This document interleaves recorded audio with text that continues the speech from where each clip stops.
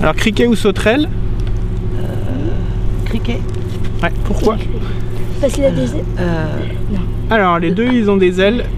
Le criquet en fait par rapport aux sauterelles il a des antennes plus courtes que le corps. Donc là c'est des antennes très courtes, c'est un criquet.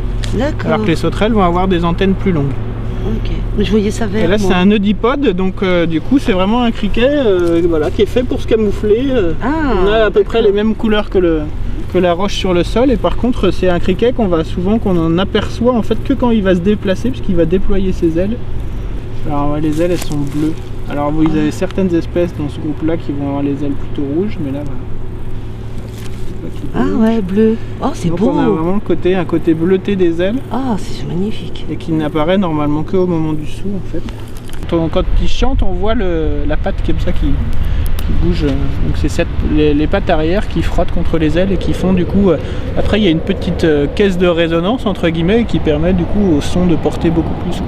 Et chaque chant est spécifique en fait à l'espèce. Donc on peut déterminer finalement une espèce, c'est-à-dire trouver le nom de l'espèce sans attraper la bête, simplement en écoutant sa stridulation.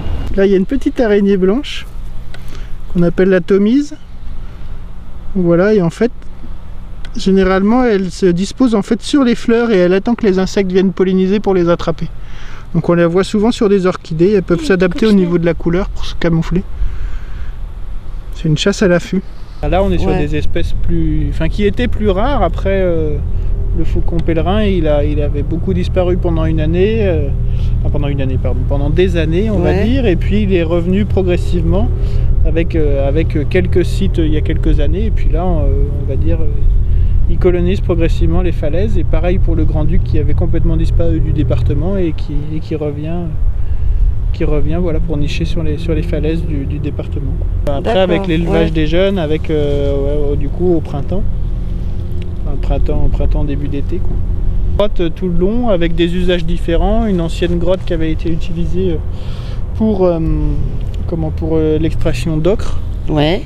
Il y a eu donc des grottes qui ont été fouillées notamment par l'abbé Parra au cours du 19e siècle avec des vestiges historiques, préhistoriques aussi.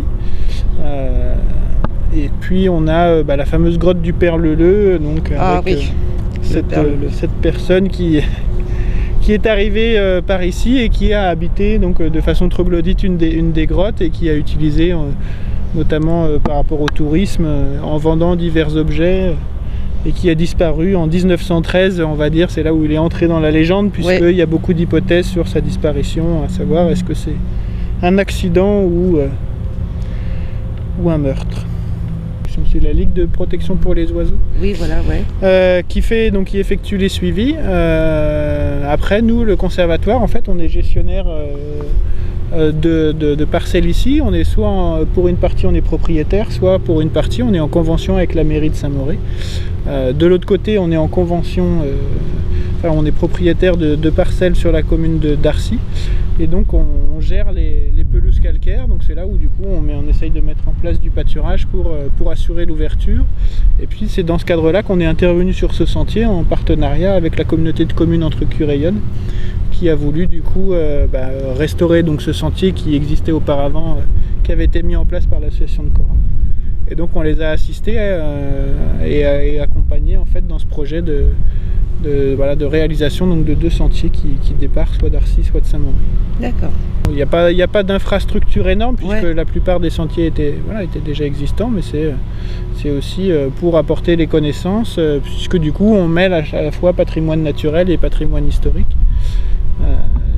Et puis du coup donc il y a eu aussi un projet qui a été déposé au conseil départemental du coup de Lyon qui a soutenu ce projet dans la réalisation.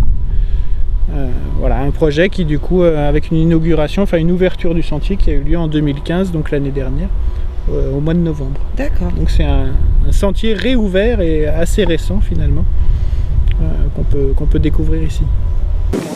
Et c'est un propriétaire qui les prête, qui les met ici, et puis le conservatoire lui du coup a soutenu l'action, a mis en place le matériel qui avait été notamment financé par le conseil départemental, et donc c'est un dispositif temporaire de clôture électrique qui permet d'être retiré pour laisser le milieu après sans rien, sans clôture, sans séparation le reste de l'année. Et donc ça permet en fait de brouter l'herbe et d'éviter que ça s'enfriche.